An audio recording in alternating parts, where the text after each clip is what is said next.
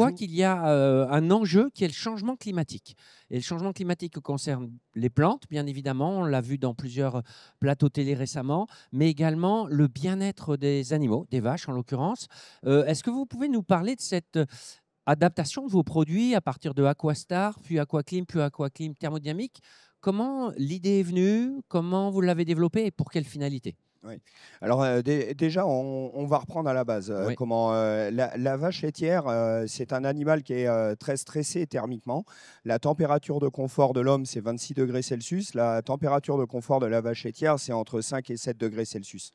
Une vache qui va se coucher dans un champ avec de l'herbe un peu humide, finalement, va créer un équilibre thermique avec la terre.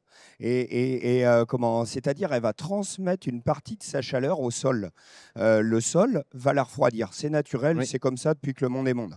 D'ailleurs, on le voit très bien si on regarde quand l'animal se lève avec une caméra thermique le sol dans le champ. On voit bien la l'emplacement zone. de la vache et la transmission thermique. Et donc, nous, on a essayé de reproduire ça dans l'étable avec un matelas haut qui s'appelle Aquastar. Et en fait, au fur et à mesure, on a commencé à comprendre comment fonctionnait la thermodynamique de la vache, Oui, c'est-à-dire les échanges entre le matelas là. et la vache, et comment on pouvait aider l'animal, non seulement par le confort, mais également par une maîtrise des flux thermiques. Fort de cette expérience-là avec l'Aquastar, on a fait circuler de l'eau en dessous, un petit peu comme un plancher chauffant, Oui. mais c'est un plancher refroidissant, ça s'appelle l'Aquaclim.